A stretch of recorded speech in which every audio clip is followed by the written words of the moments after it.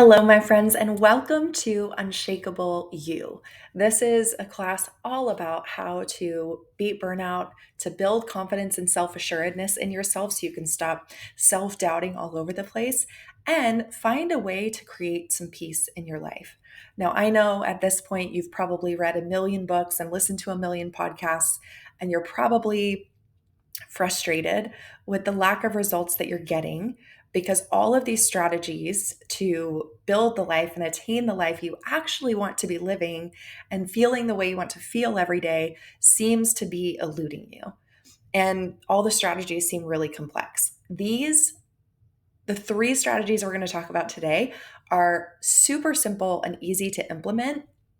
And I'm going to actually give you key takeaways and action steps that I want you to focus on. I want you to forget everything else and just focus on these three action steps that I'm going to share with you. So, we're going to get started. I promised you 30 minutes. I know you're busy. I know there are a million things going on.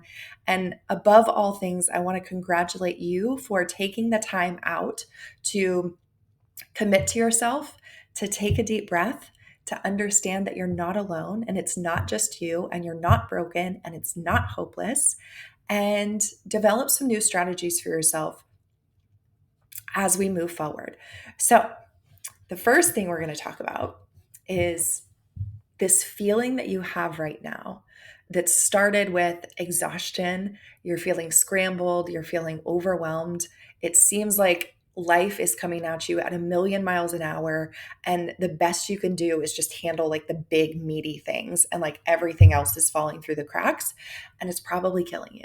It's probably driving you insane, and you probably feel like a mess, and you're not. You're doing the best you can with what you have right now. And we're going to start working on restoring your focus and your energy levels and your heart throughout the course of this class. When we find ourselves in a place where we're feeling exhausted and scrambled and overwhelmed for an extended period of time, and we're working on trying to fix those things, we start getting frustrated and defeated and feeling resentful that we continue to pour into the world around us and we don't feel like we're getting a lot in return. And when we start feeling that resentful feeling, then because we're givers and doers and big giant hearts that really do wish the best for everybody, we start feeling guilty and ashamed for having those feelings, for being frustrated and resentful. And then we start to self isolate and feel lonely because we simply can't take on anything else. And so we start to withdraw from the world around us in order to protect ourselves from the seemingly endless requests that the people around us have for our time and our energy and our care. And it's not just you. These patterns cannot be broken with the same mind that created them. But that doesn't mean that it's hopeless. So, part of the trap that people get stuck in is that in order to change these patterns, we need to change the way we think about ourselves, and we need to change the way we think about the world around us, the way we perceive the world around us, the way we perceive these requests from people, so that they feel like requests and not obligations that we have to say yes to. That feeling within us where we say yes when we really want to scream no is not anybody else's to address but ours. And it doesn't feel like that in the moment. It feels like people are constantly demanding, and some people may be, but it's our responsibility to hold our boundaries about it. If you don't know me, if you've never been in one of my spaces before, there's quite a few these days. I'm Beth Jones. I'm a business owner times four-ish at present. I'm a speaker, I'm an author, I'm a student of human behavior and thought patterns, and I'm a lover of this wild life. But it wasn't always this way. In my before, I was all of those same things that I was just talking about. Those are all thought patterns that I had for myself. I felt trapped. I felt frustrated. I felt isolated. I felt alone. And I felt like a black sheep that nobody was ever going to understand, despite my every effort to over explain everything I was going through. I was angry that despite all of the good things I was doing for other people around me and the things I was building in the world through my businesses, it seemed that the same help and care wasn't available for me. I kept all of those feelings secret because I felt ashamed for having them, and they ate me alive. Eventually, I realized through a long journey of ups and downs and a ton of money and a ton of time spent that the cycle I was trapped in could be broken. But first, I had to learn how to reshape my thought patterns. And I have a lot of really incredible mentors to thank for that, a lot of really incredible coaches that I spent a lot of money with and a lot of time with to collect all of these tools that I needed to reframe my own mind, my own perception of myself, and the way I viewed the world around me. These things that have been pulled from all these different places, some were focused entirely on business growth, and some were focused entirely on personal growth, and some were focused entirely on spiritual growth, which is why I do what I do now. Because every time I reached out to one of those resources, what I was really looking for was a whole life approach, something that could wrap its arms around the entirety of who I am, which is, a professional, a business builder, but also a kind, caring heart, also a family woman, also a woman with deep relationships and travels I want to take. And I didn't want to sacrifice any part of my life to pursue another. I wanted to be able to move everything forward at the same time so I could stop feeling like I was dropping the ball somewhere constantly. So, all of this is 100% possible due to brain science. If you've never heard of neuroplasticity, it's an incredible science to dig into. If you don't want to dig into it because you're exhausted, I get it. And I've already done all that research for you, and I know how it works, and it's implemented in every single one of the programs I teach. So, fear not, I've got you. We're going to get into the shifts, the 3 shifts I was talking about here in just 1 minute. And I'm going to tell you all about it. So today, again, I'm going to share with you 3 shifts that can immediately make shifts to your thought patterns, to change the way you feel about yourself and the way you process and experience the world around you, including the way you approach your teams at work, your staff, your clients, your relationships at home, your relationships with your friends, the time you have available for you, the way you feel about resting and taking time out. All of these things are here in the next 20 or so minutes. These shifts will eliminate burnout. They will build confidence and self assurance. They'll make living feel a lot more peaceful and restful. And you deserve all of it. It's also 100% accessible for anybody. Thank you again to neuroscience and all the scientists that have studied how this works and how we recreate neural pathways in our brains to create new mind habits that change everything in our worlds. So, without further ado, shift number 1. Right now, you feel like you have to carry everything alone. Even if help is offered and available to you, you don't want people to believe you're incapable or that you owe them anything in the future because you're already exhausted and so you can't be handing out IOUs to the world around you. And so you're turning it down, whether consciously or subconsciously. Your mind also believes that receiving help, it shows weakness and will cause people to lose their respect for you or their faith in you, or will create judgment of what you are and are not capable of, which is the last thing you want, right? The last thing you want is to feel like a burden, to feel pity from someone, or for someone to feel like you're incapable simply because you need a hand in the moment. None of these things are true. They're beliefs that were formed due to experiences in your past where someone at some point felt like they were keeping score or would come back and ask you for a return favor in the worst possible moment that your brain framed as like, oh my gosh, I can't ever accept help from anybody because if they come back in a moment that I can't help them, I will either have to burn myself down to create space for it, or I'll have to tell them no and I'll feel horrendous that they helped me and I can't help them in return. Asking for help does not equal failure or weakness. It's also really important to consider that relationships should be two directions.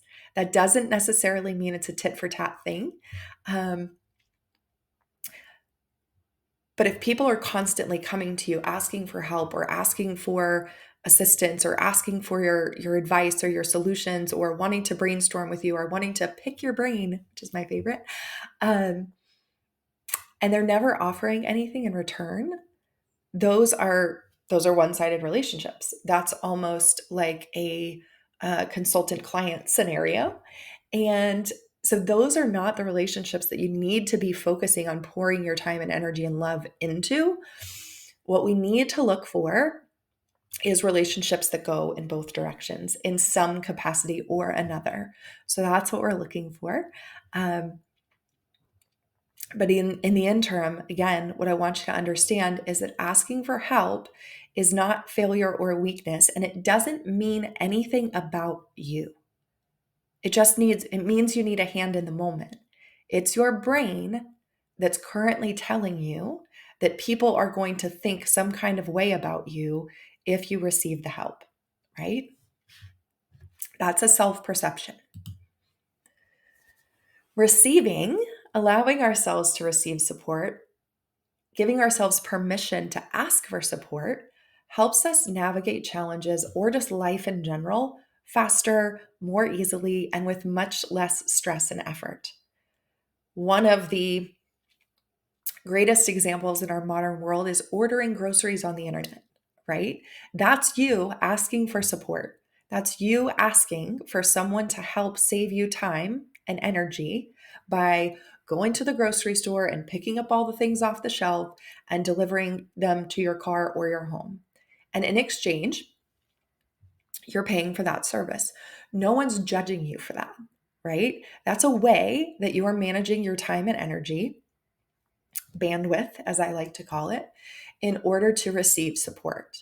Now, receiving support isn't always naturally a monetary thing, but it can be, especially if it's something that we're uncomfortable with. And if it's something that we hesitate to ask for ourselves because we're scared we're going to owe somebody. So instead of trading time and energy in some ambiguous future that we feel like we might owe somebody, we can pay somebody. We can pay a shopper at the grocery store. We can pay a DoorDash person. We can pay somebody at the restaurant to cook our food for us. We can pay a coach. We can pay a mentor in order to learn faster and receive the support we need to get out of what we're experiencing as quickly as possible. It means absolutely nothing about who you are or what you're capable of, and everything about what you want your life to look like and feel like.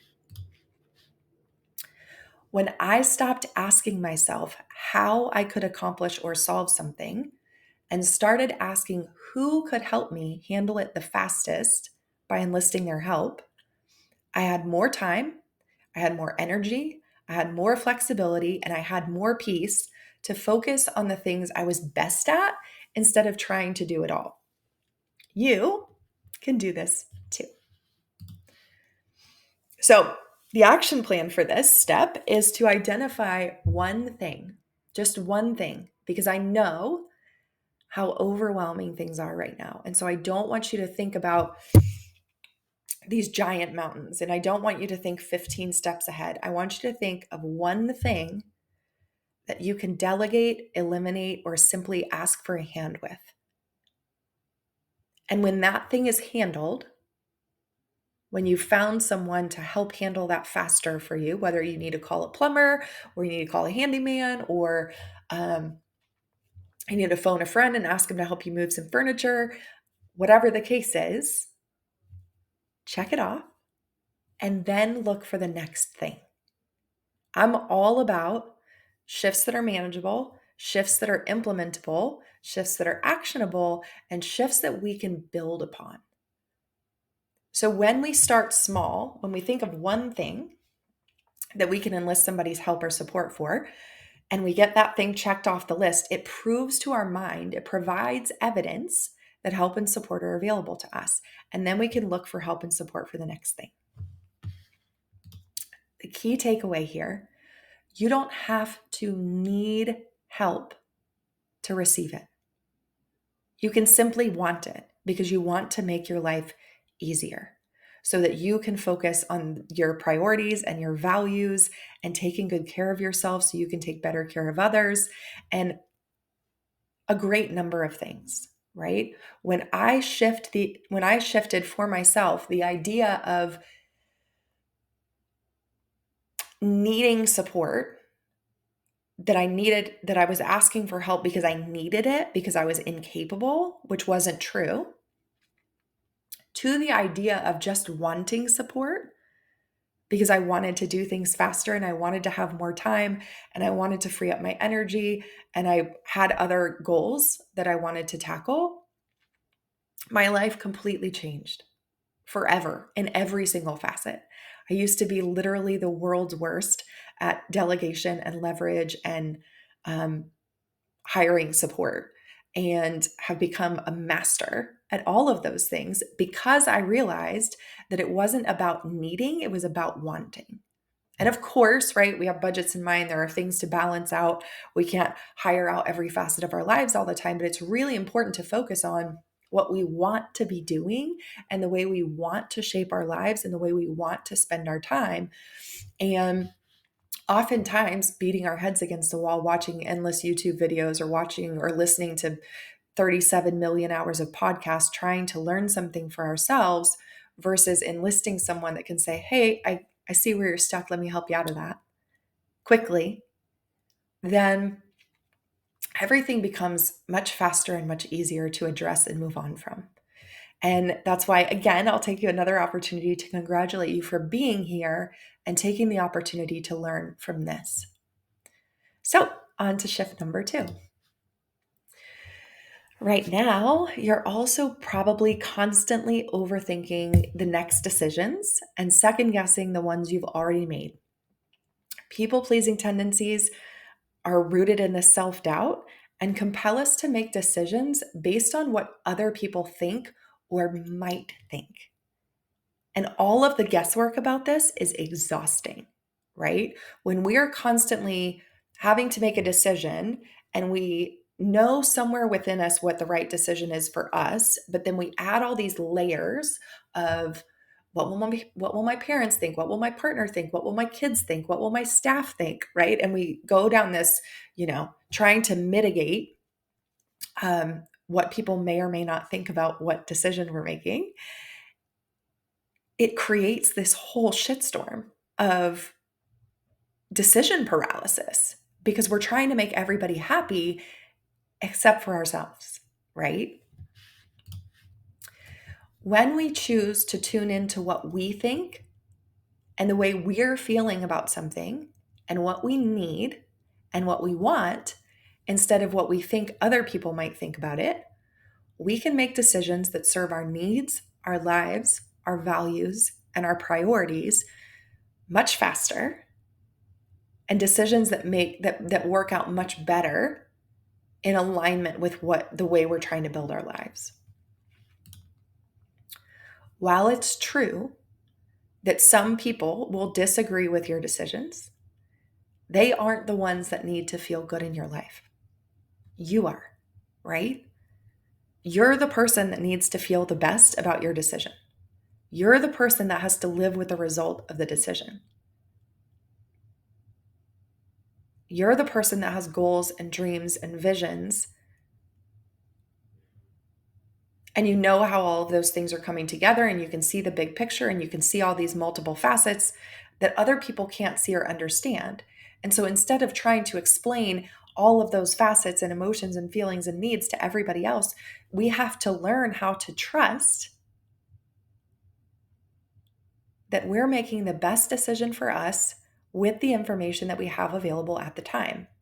And if we make this decision, the only thing that it takes us to is the next decision, right? So we often, get trapped in this paralysis because we're like, oh, this decision's etched in stone. It's going to live forever. And the reality is that all it does is take you to the next decision. And the next decision might be to change your mind because you get new information. And that's okay too, right? We're not robots. Life is an experiment. And the more we give ourselves the freedom to operate that way, the better we'll be and the less stressed we are about it. So, shift number 2 is all about shifting from what will they think to what will I think? Your action plan for this is to pause before your next decision and ask what feels right for me based on what I need and want for my life. Now, a really great way to work on this and to work on the self-censorship that often surrounds it is the next time somebody asks you what you'd like to eat or what you'd like to watch, say what you actually mean. If you have a preference, even if it's not a big deal to you, vocalize it. Say it out loud. Perhaps if you're watching TV with a partner or kiddos, or you're planning dinner out with friends, some other people may have opinions also, and you may compromise, you may figure it out, but your job is to voice your preference and then navigate from there, right? So when we practice in these small ways, when the bigger things come about, it's less scary to do. The key takeaway for shift 2 is to put your own oxygen mask on first. It's okay to disappoint others sometimes when we don't have the bandwidth. And by bandwidth, I mean energetically, emotionally, mentally, or financially to help them with their goals. When we are taking good care of ourselves, it's much easier to take good care of others. Resentment builds very quickly when we're providing care and love and support and patience and grace to people all around us, but we're not giving ourselves the same. When we learn how to give ourselves the same, we give other people examples of the way we will be treated. And we start to create standards for our own lives that we choose to live by, right? So that's shift number 2. Shift number 3. Again, back to the exhaustion and the overwhelm. When we're exhausted and overwhelmed, we often get paralyzed in kind of this freeze state when it's hard to make future plans because we don't know if we'll have the energy to go and participate in them. When we're overwhelmed by the sheer number of things that we need to think about and decide and do and schedule and plan. And it's really hard to choose to take action when we just don't have the energy. You may have already committed to trying to get more rest, but sleep isn't always the answer when it's your soul that's tired.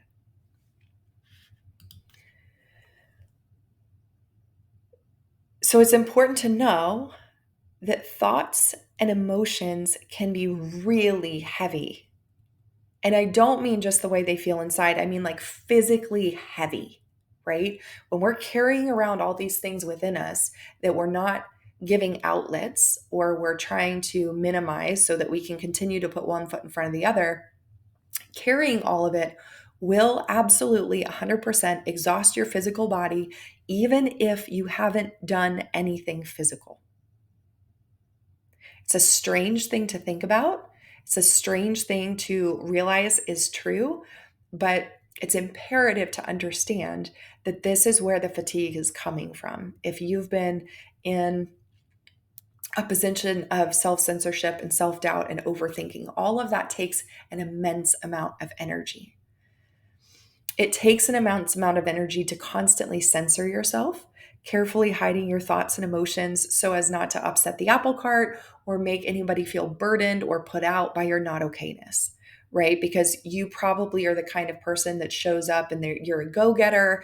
You always have a handout to help others. You're always in a good mood. You always have a hug and a kind word and a smile for everybody. And if you don't show up in that full energy, people are like, oh my God, what's wrong with you? And then their discomfort and their inability to know what to do makes you feel bad about the fact that you're not okay, which is why we start to isolate ourselves, right? That's not about you. That's about them. That does not mean that you have to go out and be sunshine and rainbows every minute of every day. That's not real. You're not a robot. And that is completely unreasonable expectation to have for yourself. Okay? I want you to give yourself some grace and some permission to be a human in a human experience. Rest is not a reward to be earned. It's an imperative part of the growth and success process. Minimizing your need for rest because there's so much to do is self-censorship. It's gaslighting, it's minimizing what you need, and it doesn't serve anybody, much less you, right? As you're trying to get healthy and feel better in your body and your mind and your life. When we are rested, we can tackle our action plans from a much better version of ourselves, and it makes everything easier, right? You know this to be true. You know that getting even basic house chores done when you're exhausted and bone tired is virtually impossible in comparison to having had a great night of sleep and be feeling great about what's going on in life, and you can zip, zip, zap right through them all without even thinking twice about it. But what we often do, especially as overachievers and doers and people pleasers, is force ourselves through an overextension of tasks. We're over efforting to overcompensate for the way we feel. So instead of demanding that we continue to force ourselves through exhaustion in the name of getting it done, and then having to redo it all after we've finally allowed ourselves to rest, or we've crashed out of sheer exhaustion and our body didn't give us a choice, then we look back and go, oh my God, that's not my best work. I totally messed that up. And now you have to do it again anyway. So rest first, right? Rest when you need resting. And I'm not just talking about sleep here, okay? We're going to talk about that next. When you feel like you're reaching your wall, just rest. It's one of the things my private clients probably get the angriest with me about because they get into over efforting mode and they'll be telling me about this immense amount of things on their to-do list and they're exhausted and they're muddling their way through it and they get a little frantic about the number of things that have to get done. And my advice almost every time is please go take a nap. Please go lay down for an hour. Figure out what the 3 things are that have absolute deadlines today, if there are 3. Often there aren't. The 3 things that absolutely, bar none, have to get done today. If the trash needs to go out, if payroll needs to be run, if you have a client deadline, do those things and then lay down. And when you get back up, you can do whatever else you feel like you have the capacity for. And they get livid with me because the things that they do are important. And they want to feel important and they want to feel like those things are important. And I'm not discounting anybody's importance. I'm just saying it's going to be a hell of a lot easier if you just take a nap first or give yourself a minute to bring your nervous system back down to grounding levels. And I have strategies for that too. But if we'll just lay down and give ourselves a minute to breathe and take a time out, it all comes back into a manageable frame, okay? Rest is non-negotiable for success, for balance, for peace. It allows our nervous systems to balance so we don't get stuck in flight mode when we're frantically scrambling for one thing to the next, or in freeze mode when we're paralyzed by the number of things that need to get done. So your action plan for this is to schedule one non-negotiable white space period in the next 6 days. It is amazing Even if you can't do it today or can't do it tomorrow, it is absolutely amazing what it feels like to have it planned for yourself, to know that it's coming, to be able to look forward to it, to know that your needs are going to be met, even if they can't be met right this second. White space does not have to mean that you're going to go to bed at 4 o'clock in the afternoon. It could be that you are going to go have lunch with your best friend or grab a glass of wine and hop on the phone with somebody you haven't caught up with in a long time that just never ceases to understand you or make you laugh, right? It could mean a spa day. It could mean just giving yourself 2 hours to watch your favorite movie or catch up on your favorite show without nagging yourself about what has to happen next. This is your time. It's your block. Guilt is not allowed in the parameters of this space. Whatever needs to get done can get done when your white space time is over. Okay? You can play, you can go outside, you can go fishing, you can hike, you can do whatever you want during this time. Okay? This time is designed to fill your cup, whatever that looks like for you. When you commit to filling your cup, you give other people an example of what that looks like. So the key takeaway for this, and I know we're running short on time so bear with me. We're just about wrapped up here. We're through all the 3 shifts. The key takeaway for this third one is that resting is doesn't have anything to do with laziness. Absolutely nothing, right? Resting means you're refueling for the next step so that you can be the best version of who you are. It doesn't mean sleep. It means play, it means connection time, relaxation, anything that restores your energy levels, your mood, your nervous system, and your heart. So before we wrap up, I wanted to share with you, I was talking about my clients earlier. This is the tribe that I built. It's called the Keyholder Society. It is for those who give, lead, and are forging their own paths for the benefit of others to connect, to mastermind, and a place to belong. Often, people that are struggling with the themes that we were just talking about are out in the world pouring into everyone else and giving precious little to themselves.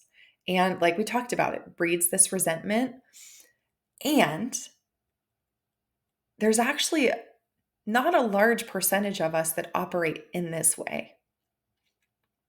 Tend to be leaders, tend to be service providers, whether they're working directly with clients or they're medical professionals or attorneys or insurance brokers or real estate agents, right? There's a whole host, or creators, artists. There's a whole host of kind of these outliers that were designed to be different, to show the world that there's another way. And the reality is that when we're built to be that kind of person, life can feel really challenging. It can feel really isolating. It can feel really alone, especially if we're building businesses or leading in the classroom or in communities or in churches or anything of the sort, right? Because we're not only second guessing our decisions within us, but we're also vocalizing them to others and hoping like hell they're not judging us, right? And it's this, we're constantly battling imposter syndrome and a whole host of other things. So the Keyholder Society was built not only to create a space to connect and belong and to mastermind, but also to start addressing the thought patterns that keep people driving into burnout and high functioning depression and high functioning anxiety, which is what happened to me. Everything we talk about in that space and the course I teach within the Keyholder Society is based upon how to stop all of those patterns and how to shift our brains to think differently so we can build our lives in the way that we desire. This is Keyholder Society primarily as a virtual space, but I also do host in-person retreats and the occasional pop-up event when I'm traveling or I have an opportunity to host a seminar or have a speaking engagement somewhere that I'll typically loop in a meetup for those who are around. So those are all options. Again, I'm Beth Jones. Thank you for being here with me. Thank you for taking this time for you. I would love to hear your feedback. I would love to hear which one of these shifts resonated the most in your bones and which one you implement first. So feel free to shoot me a note. I love to hear the way that these things create ripples in the lives of others. And of course, reach out if you'd like additional support or are curious about joining one of our retreats in the future. Thank you for being here with me. Thank you for caring for you well. I'll see you soon.